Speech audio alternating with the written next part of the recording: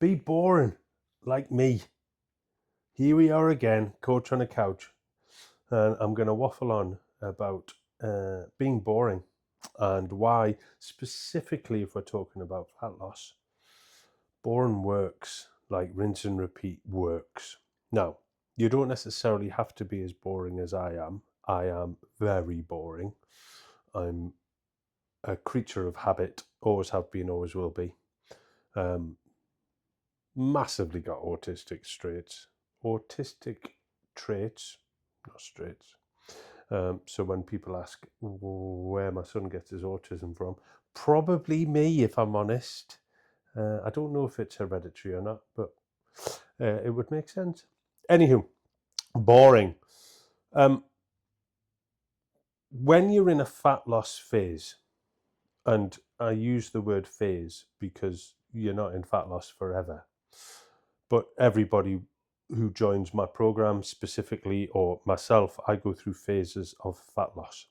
When you're in that phase, the repeating of, let's say, meals, let's start with nutrition, can really help to keep you on track and to take some of the legwork out of remaining in that calorie deficit that's so important. So I eat the same things. Now, like I say, I'm boring. I don't expect everybody to eat exactly the same meals day in, day out, because that gets too boring and will ultimately lead to binging. So I don't advise it. However, having some staple meals that you know hit your macros, hit your calories, is really, really useful to keep you on track and to keep that momentum going. So, for example, every single morning I will eat 500 grams of zero fat Greek yogurt. I'll stir in 2 scoops of protein powder. I'll have some blueberries and some strawberries. And if I'm feeling a bit cheeky, about 30 grams of a cereal. So just to add some texture, a little crunch on top, Cocoa Pops, fruit and fiber, whatever it might be. But that for me is around 4 to 500 calories, and it hits nearly 90 grams of protein. So it's absolutely a brilliant way for me to start my day, because that's nearly half of my protein target already done without even thinking. So I think the advice is, certainly when you're looking at a breakfast choice, eat the same one.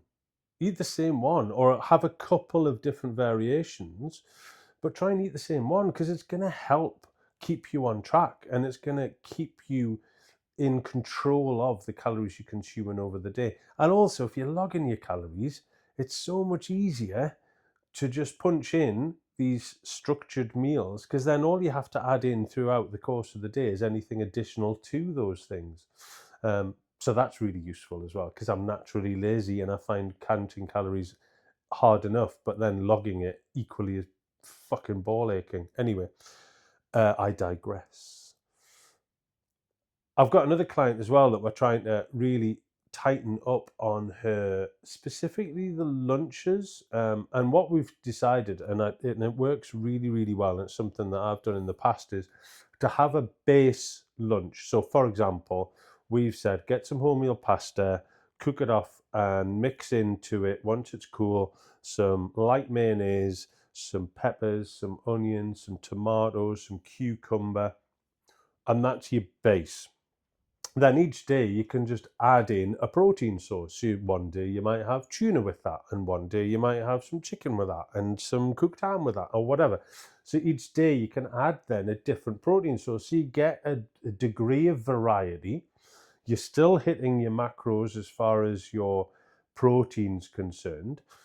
And because you can batch cook that or batch prepare that, you've got 4 or 5 days worth of this base that you just grab out of the fridge each day and add in a protein source. And that can work really well. And it is for her. It's we're starting to get a bit of momentum with it. I'm not saying she's perfect, because she's not. She skips it some days, or she only prepares enough for 2 days because she's run out of pasta. But that's another thing. But something like that can also be another really good way. So now we've got kind of breakfast sorted, where you're going to have 1 or 2 different breakfasts, but you know exactly what's in them. Lunch, you can use that base, so then you can just add a bit of variety each day by differing the protein source you're going to put on top of that. And then your evening meal. Now, we are creatures of habit, whether we think we all are or not. And we eat the same food. It just kind of comes round on a cycle, doesn't it? Like, I know in my house we'll have lasagna, we'll have bolognese, we'll have a chili, we'll have a curry, whatever it is. Now, if I know that I've got 5 meals to prepare Monday to Friday, for example, I will pick one of those 5 meals. So I know on each day which one of those meals we'll be making. It also makes life easier for me because I know when I get in from work, I am cooking X meal tonight, or I'm cooking Y meal tonight. So it takes that thought process and that cupboard raiding, fridge raiding, looking for inspiration that often never appears, and we end up chucking something in from the freezer. You know you've done it. I still do it. So having that little meal plan, if you like, for your evening meals through the week of the staple foods that you would normally eat. And then when you make it, I make everything the same pretty much every time. So if I'm making a lasagna, I know how many lasagna sheets I use, how much tomato puree, how much oil, how much mince, etc.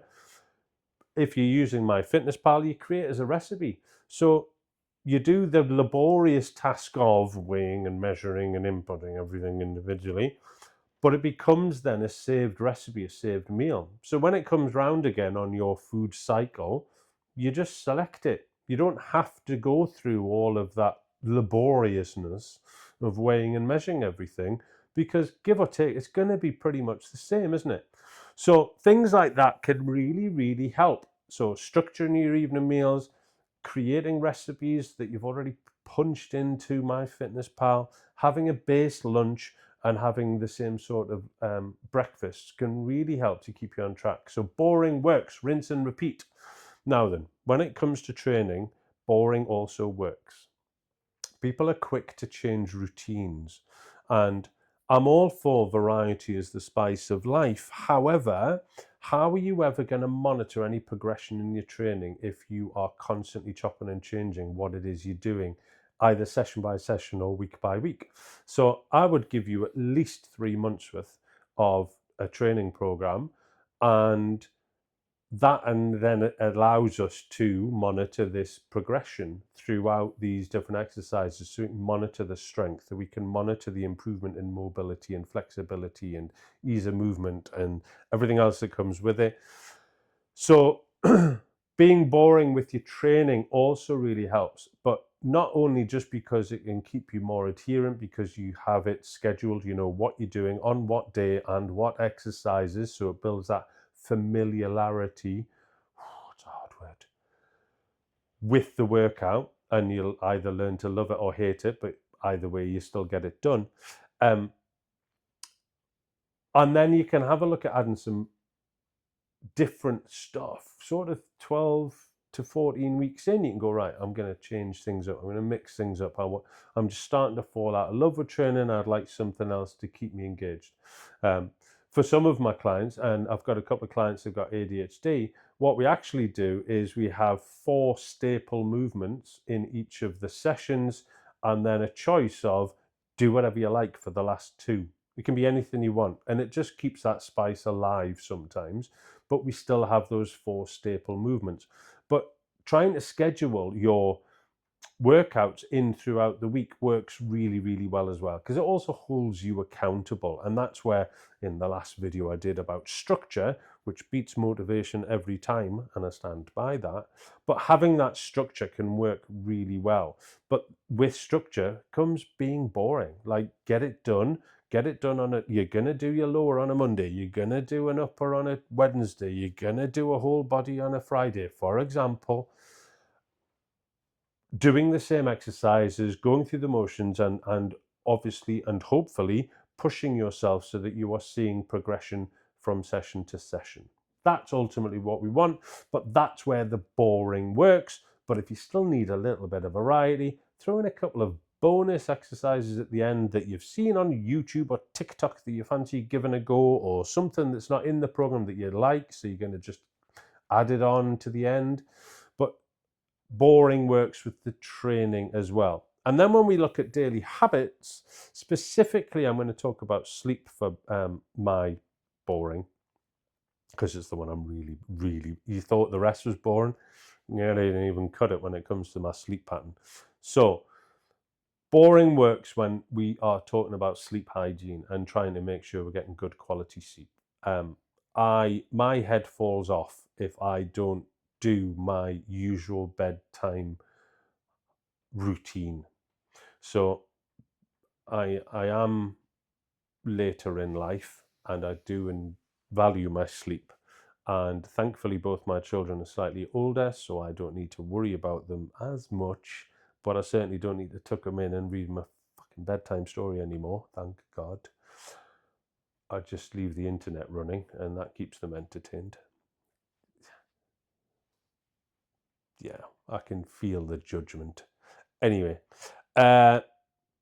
so this is matter of fact, like those people that know me know that this is true.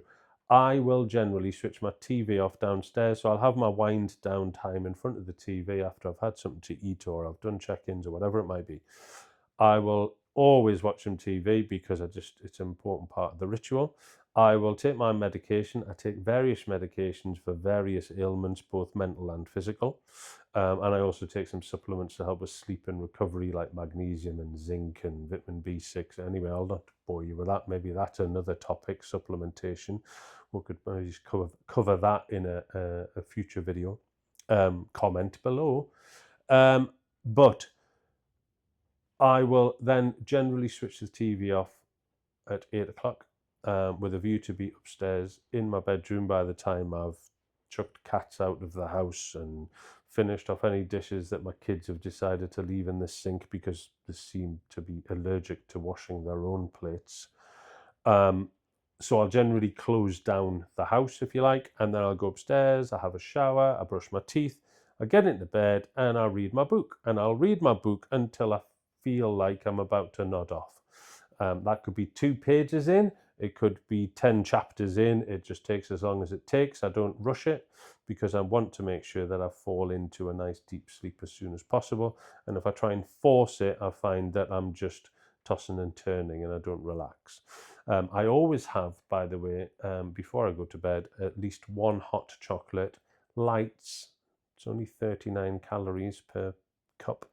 I used to drink chamomile tea or sleep tea and different variations. They all have chamomile in though. And that was really good for just kind of relaxing my thought processes. So I am an avid supporter of chamomile tea. However, I do have an incredible sweet tooth. So that's why I've switched over to hot chocolate because it tastes nice and it satisfies that sweet tooth, especially when I'm climbing the walls for some kind of sweet thing after my evening meal. So it scratches that itch too. And I always try and the reason I go to bed at 8 o'clock is because I count back from what time I need to get up. So I get up Monday to Friday at just after 6 o'clock every morning. So I know in order to get 8 hours sleep, I need to be asleep by 10 o'clock latest. I need to be asleep by 10 in order to get 8 hours of good quality sleep. So then I start the process from 8 o'clock. Well, in fact, you could argue I started slightly early because I take my medication at 7, I have my hot chocolate, I then switch the TV off at 8 and I go upstairs, and that gives me a good 2 hours to get showered, brush my teeth, read my book. I don't have any screen time whatsoever in my bedroom. My phone's there, but it's on charge because it's my alarm clock, and I will fall asleep anywhere between, well, sometimes 8:35 because I'm knackered, but generally I'll be going to sleep around between 9 and 10 o'clock, and that gets me my full 8 hours. So again, finding yourself, and I actually got off a phone call with a client yesterday about her sleep hygiene, especially when she works away a lot and has sporadic timetables while she's away. I said, regardless of what time you get, and regardless of how much actual time asleep you get, it's about the amount of quality sleep you get and that deep sleep. So even if you aren't getting in back to the hotel until 11 o'clock, still go through whatever your bedtime routine is, because you are better to have, let's say, 5 hours of good quality sleep because you've stuck to your bedtime routine than trying to force it by getting in at 11 o'clock, going straight to bed, tossing and turning for 2 or 3 hours, then having broken sleep, and then waking up more knackered than you did after a full night's sleep. So it's really important for me, and this is what I advise my clients, is to keep a sleep hygiene pattern, structure, routine that works. And regardless of if you're knocked off kilter, you still implement that routine, because it just activates something in my brain, certainly, that says, right, we're preparing for sleep now, and my body naturally starts to wind down. The only day where I really struggle is, as we all know, I play a lot of squash and I play competitively in the Northwest leagues, and my squash levels have gone up this season, and I'm very happy about that. However, I could be getting on court. Sometimes I've driven to Wigan or Blackpool or Preston, and I might not get in court until 9 o'clock at night, which is already an hour past my bedtime. And so I'm not getting home until sometimes 11:30. Do I then try and go straight to bed at 11:30? Certainly not, and especially not because I've just finished some intense activity.